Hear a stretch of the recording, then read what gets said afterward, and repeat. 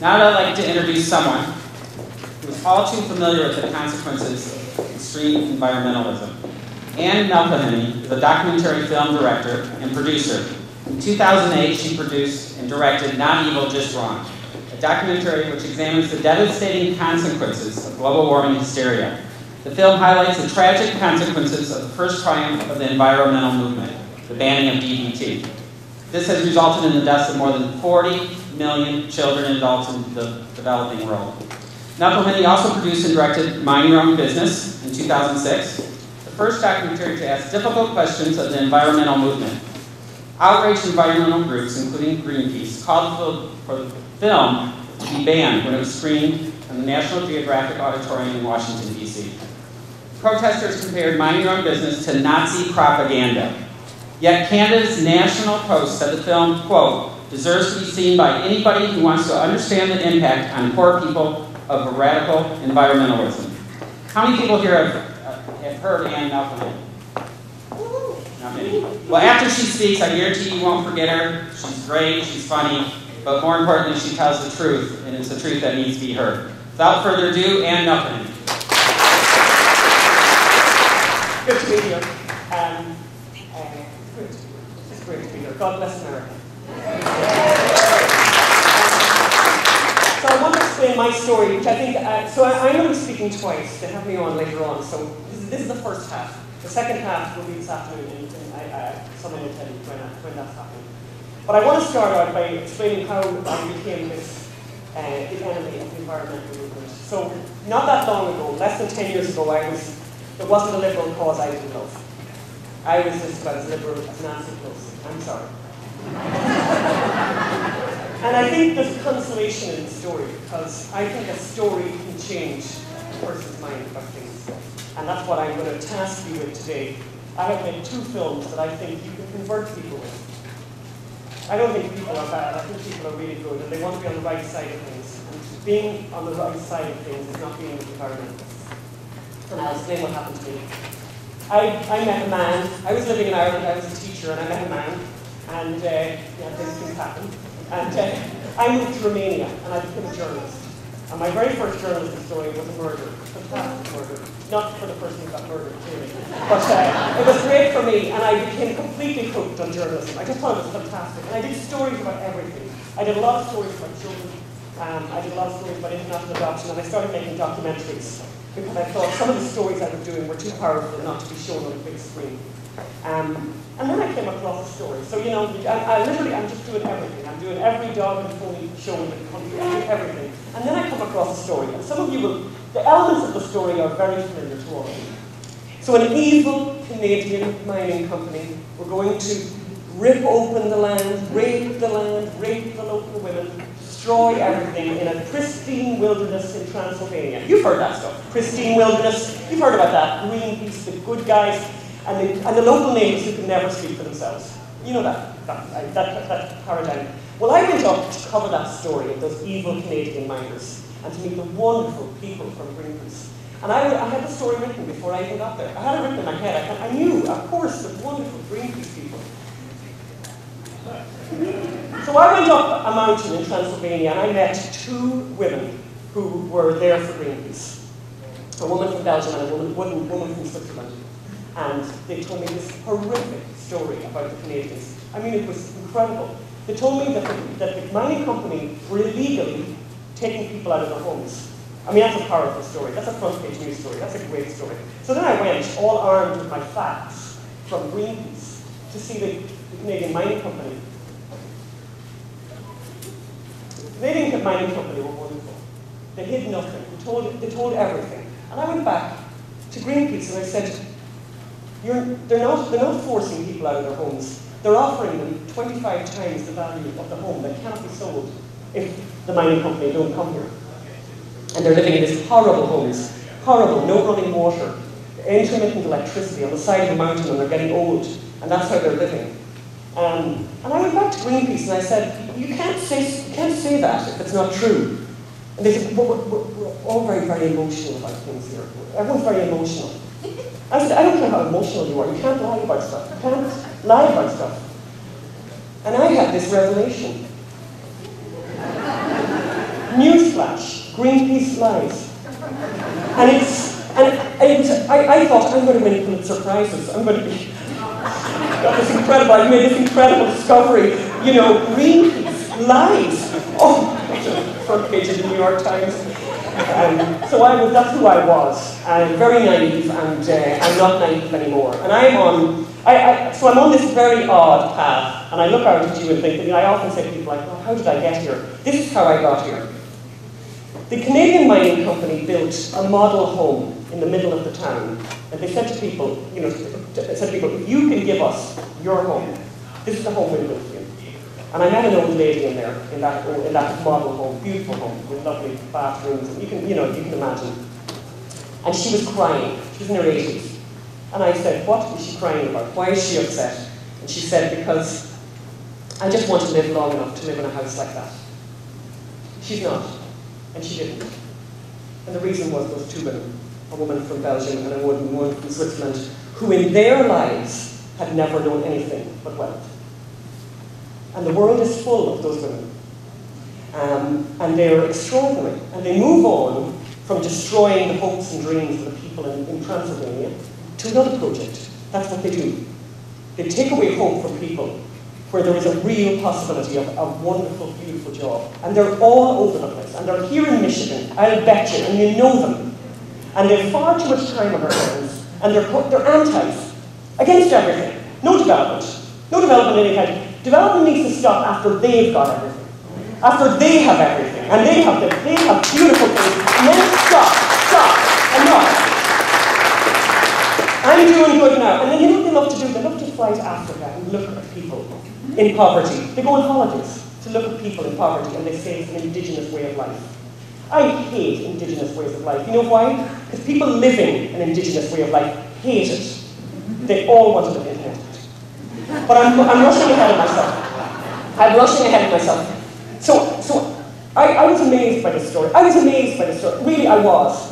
And I was very liberal. And I came down the side of a mountain, and I am a rabbit. No one is conservative enough for me now. I'm I'm disgusted by everyone. No one is conservative for me. And I don't care about rhinos. I couldn't care less about the Republican Party. It's sinos that I care about. Conservatives in name only. They're the ones I really hate.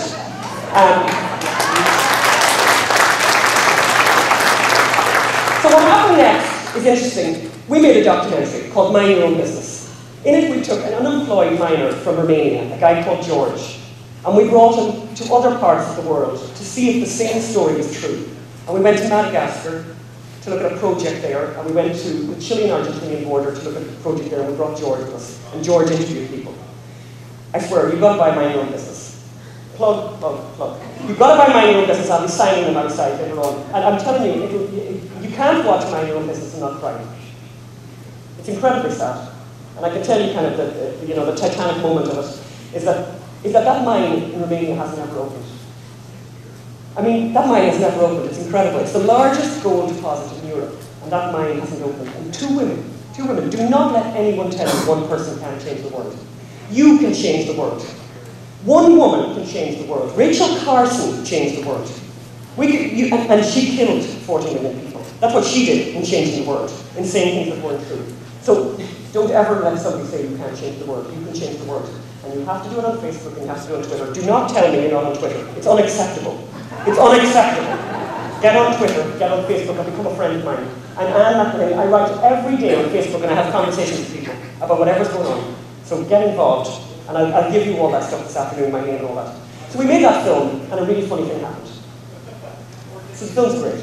And we made this film, and we started getting death threats. We got death threats, and we got unbelievable emails, unbelievable mail from people saying unbelievable things, awful things, unbelievable, like, I hope you die. I hope your children are born retarded. That's when you know you're really, that's when you know you're doing something right. That's when you know you're doing something right. And then a weird thing happened. Other people started writing to us and said, you have to do something about DBT. Do you all know about DBT? Everyone here knows about DBT. Okay, so So I'm going to move to the quick. Here's all you need to know about DBT. Here's all you need to know about malaria. Forget about AIDS. The only reason we all know about AIDS is that people have hairdressers died.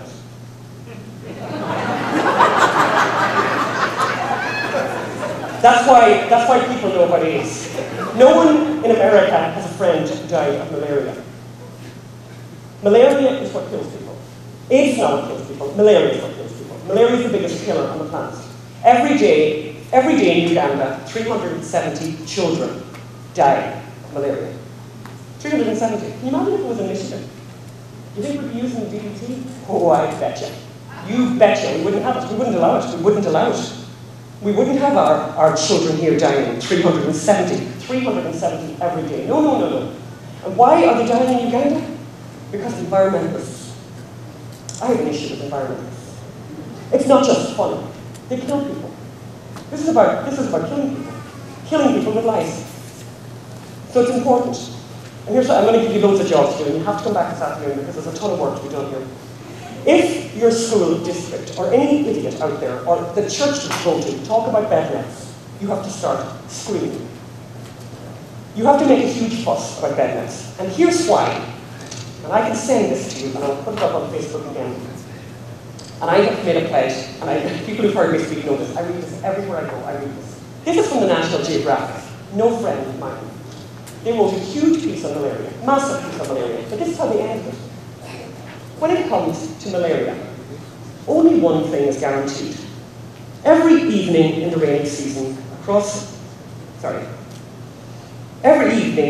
much of the world, anopheles mosquitoes take to wing. Alert to the odours and warmth of living bodies, a female anopheles needs to drink blood every 3 days. In a single feeding, which lasts as long as 10 minutes, she can ingest about 2.5 times her 3-meal weight. In human terms, the equivalent of downing a bathtub-sized milkshake. If she happens to feed on a person infected with malaria, parasites will occupy the blood. 2 weeks later, when a mosquito flies through the open window of a mud hut seeking her next meal, she'll be loaded. Inside the hut, a child is sleeping, with her sister and parents on a blanket spread over the floor. The family is aware of the malaria threat. They know of the rainy season's dangers. They've hung a bed net.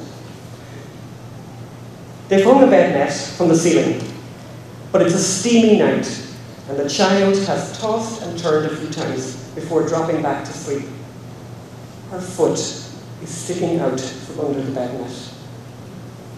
The mosquito senses it and dips down for a silent landing. So that's all you need to know about bed nets. And whoever is trying to impose bed nets on Africa and collecting money here in Michigan needs to be told to shut up. By you. By you. You have to tell them to shut up. Because they wouldn't do it to their own children. So why would you do it to people in Africa? So I'm a little bit passionate about the DDT thing. I'm a little bit passionate about Rachel Carson. Here's a great project for you. Get her name removed from every educational establishment in America. Imagine her name is on libraries. Imagine her name is on schools. Rachel Carson.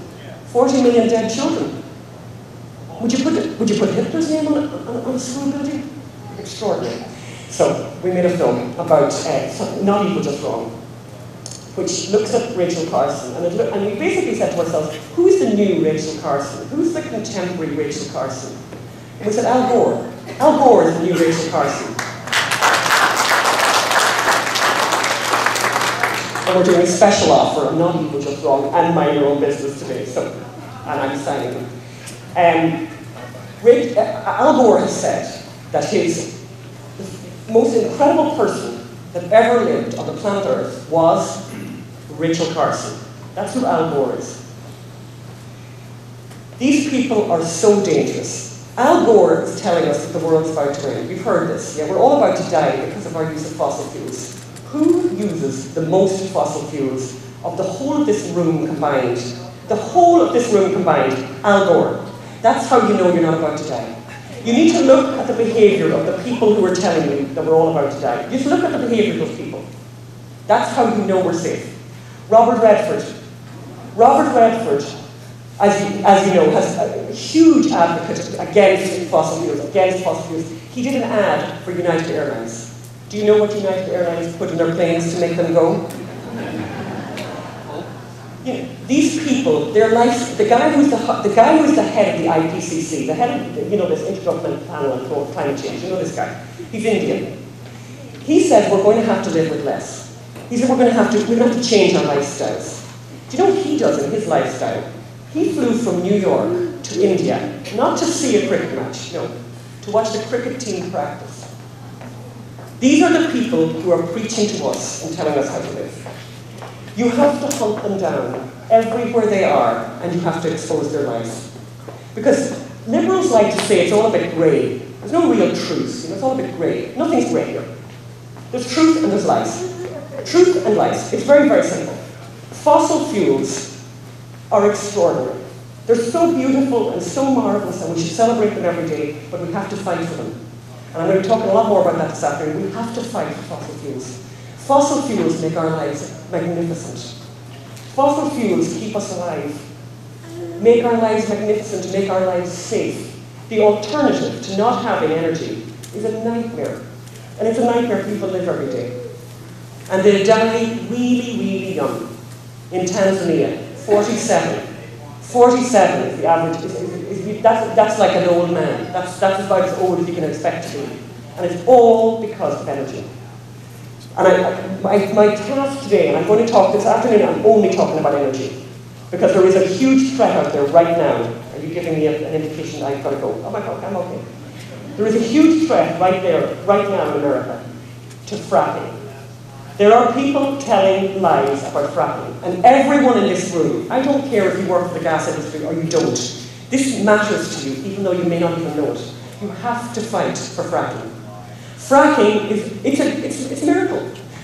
For those of you who believe in God, I mean, how lucky could America get? It's an absolute miracle that this guy, an individual in Texas called Mitchell is his surname. I can't remember his first name. He's in his 90s now. He's put his own money in because he said, there must be gas there. We're going to have to get that gas out. And he spent $30 million. But they found a way to get it. And now you have a situation where America can really be energy independent. Energy independent. And guess what? One man, always one person, Josh Fox, has made a film called Gasland. He's making another one called Gasland 2, because Gasland 1 was so successful. And I'll tell you how successful that film has been. There was a universal ban on fracking in Bulgaria. In Bulgaria. I lived in Romania for 7 years. I spent a lot of time in Bulgaria. People live on about $200 a month. You think they need fracking there? Yes, they do. Josh Fox, who lives in New York, well, he divides his time between New York and his home in Pennsylvania. One man. The film is full of lies. It is unbelievable what they have in it. It is an unbelievable film. Unbelievable what he got away with that film. Nominated for an Oscar, and it's won a host of Emmys. A host of Emmys. And it's been shown on HBO, I don't know, about 10 times. The next film will be on PBS. This is incredibly important stuff. You have got to fight for fracking, and you've got to fight against the lies. The central moment in that film, in Gasland, shows a guy lighting his tap water. I don't know if you've seen that, it's everywhere. Lighting his tap water. People in America have always been able to light their tap water where the shale is. They've always. And guess what? Newsflash. Why is it you think that Americans all over America have called towns burning springs? Why would they call it burning springs? Oh yeah, because the water lights if you put a match to it. And why does the water light when you put a match to it? Because there's so much gas out there. There is so much gas out there. What has happened here, and this has all happened really, really recently, this fracking story, it's so beautiful. The people in North Dakota are like, it's a complete laugh in North Dakota. You know this story. It is just unbelievable what's happened to those people. They are so happy. They are now the equivalent of the 4th largest OPEC country. That's how much money is coming out of North Dakota.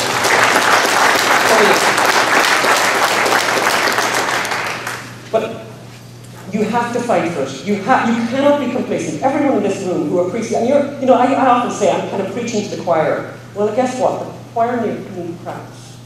The choir need practice. They need to remember where the energy comes from. They need to look at that dishwasher and washing machine and realize how important that stuff is to you and me. And realize that, can you imagine if it didn't go on? Imagine if we didn't have power. If the environmentalists get their way, we won't have power. We won't have power. You can't get power from windmills. Windmills and solar panels will not power the world. They will not power America. It will not work. So you have to fight, you've got to fight, and you've got to get involved in this fracking story. It is extraordinary. In one of the parts in Gasland, he goes to a place called Dish, Texas. Very bizarre. Dish, Texas, they changed the name of the town to Dish because they did a deal with the Dish cable company. They said, we'll change the name of the town and everyone gets free cable for 10 years. Well, the mayor of that town appears in the film Gasland, and he says, the water is full of carcinogens. The water has been contaminated because of fracking. Very powerful. Very powerful. If it's true, fracking should stop tomorrow. So it's interesting. See, people say stuff, but they don't ever realize sometimes that people might check it out. So, interestingly enough, because he said all this, the health department in Texas took it very, very seriously. They said this is really important. We're going to have to go there. And they did. And they tested the water, and they took blood samples and urine samples from the whole town. Amazing in Texas that they gave them to them, but anyway, they did. And they discovered that 4 people in Texas, in that town in Texas, in Dish, Texas, had benzenes in their blood. 4. What else gives you benzene in the blood? Smoking. 4 smokers. The rest of the population had exactly the same level of everything that the general population in America has. Did he put that in the film? No, he didn't. So you watch his film, and it's quite funny. I mean, the film is really well made, by the way. And he interviews loads of people, and they're saying, they started fracking here. I don't fancy my husband anymore. My hair is falling out. The dog looks strange. And all these incredible, unbelievable things. My father died. My father died. And I'm watching the film thinking, the next thing you do as a documentary filmmaker, when you have that, when you have what's called anecdote, stories, hearsay, the next thing you do is you put on an expert. And I'm thinking, I'm waiting. They're going to have a medical doctor now. They'll have a medical doctor now. Do they have a medical doctor then? No. No. Just have hearsay. Loads of hearsay. Oh, I don't feel well. Oh, my hair's falling out. Oh, my skin is strange. It must be the fracking. It's the fracking. The fracking did it. And that's it. That's proof. That's it. Extraordinary. This is an incredible thing. This guy has got to, we have to tell the truth. I'm not against censoring anyone. I think free speech is wonderful, but we have to tell the truth. People have to tell the truth, and they have to say, this is an incredible opportunity for America. And what's really sad, as I said, is that Josh Fox has had the effect of creating a ban on fracking in Bulgaria. In Poland, I don't know if you understand that in Eastern Europe, they have been completely dependent on who for their energy? On Russia. Has Russia ever been a friend to anyone? Guess who thinks fracking is a really bad idea? Vladimir Putin thinks it's a really bad idea. And do you know what he's really concerned about? He's really concerned about the environmental impacts. When you have Vladimir Putin talking about environmental impacts, you have to know that you are onto something really beautiful and something really great. Because Gazprom is propping up the whole of the economy in Russia. If Gazprom loses that power, things change very, very dramatically for Russia. And it's incredible to me. It is incredible. When you think of Poland's history, when you think of what's happened to them, now they have Russia saying it should be banned, but not just Russia. Who else doesn't want Poland to exploit shale gas? The EU. The European Union, that absolute nightmare of an institution, are putting pressure on Poland. But thank God, up until now, the Polish people have said, we're going for this. We're going for this big time. But look at here in America what's happened. The Delaware River Basin Commission, are you aware of that? Are you aware that there are bans in place in different parts of America against fracking? And we have interviewed these people. I have met farmers in Pennsylvania, incredible people, who have had a farm in their family for 4 or 5 generations, and they're not making it. They're not making it. They're going to lose the farm. And fracking arrives, and it's like, oh my God, we're going to get to keep the farm, we can invest in new equipment, we can, really do amazing things with this farm. And then one guy from New York comes and takes away that possibility. So people are very angry. And this is my new crusade. This is my 2012 crusade, is to defend fracking. It is an incredibly important job, and I need loads of help. And I want you all to become a friend on Facebook, and I will not tolerate somebody saying to me, I can't do that stuff.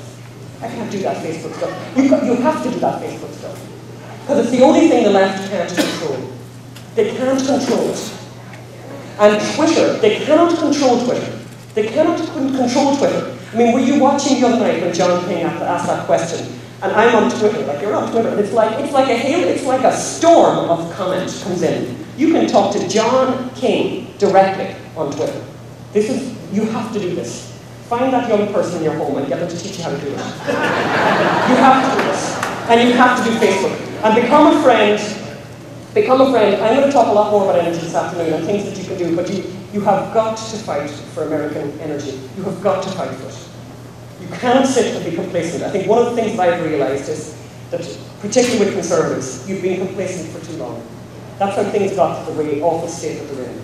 You've been complacent for too long, and you have let the schools abuse your children with lie after lie after lie. And it is a shock.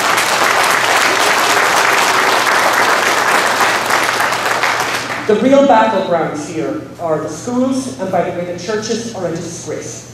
The churches are a disgrace, and as a Catholic, I can say the Catholics are probably the worst. Disgraceful. It is disgraceful what they do to children. They tell them things that aren't true. And it's really funny, you know, as a Catholic, I find it bizarre. They teach an anti-human ideology. That's what they teach children as Catholics. An anti-human ideology. Environmentalism is the enemy of the Catholic Church. It's the enemy of the Catholic Church. They hate people. Environmentalists hate people. They want less people. They think we've got too many people. These people are lying. Too many people. Have you been to Alaska? There is no one living in Alaska. Have you been to Australia? No one there either. America, there's hardly anyone here. 300 million people, and Steve Fossett took off in Nevada. Do you remember that guy? A gazillionaire. Took off in his little aircraft. Off he went missing. Could they find him? 6 months? No. 1 year? No. 1.5 years? No. They gave up looking for him. He was found by accident. That's how overcrowded America is. That's how overcrowded America is. There is no one living here. And yet they're going into schools telling children there's too many people. It's extraordinary. And by the way, we totally don't have enough people because somebody hasn't cured cancer yet. So every baby that's born, one of those babies is going to sort this out. I mean, extraordinary. But they are going into those schools, and I used to be a teacher, and I know exactly how this works. You have the little children, and when they're really small, they think you're amazing. But they go through this period in their lives where they think you're crap. And during that period, which can go on for years, they are also being exposed to a teacher who they think is super cool. And they think that teacher is marvelous. I was that teacher. So I know. And they're in love with you. They think you're marvelous. Everything you say is gospel. And there you have them, all captured in a room, and you tell them there's too many people. You tell them that we need to believe in social justice. You teach Marxism under the guise of all kinds of other stuff. And you've got them. You've got them captured. No wonder we have a problem. No wonder we have a problem in this country with young people. Because this is what's happened to them. And it's appalling. And you have to go into the schools. You have to march up there every time they lie, and you have to present yourself at the door because you're paying tax. Your taxes are going into that school. And it's not good enough. So fight on. And I'll talk to you again this afternoon.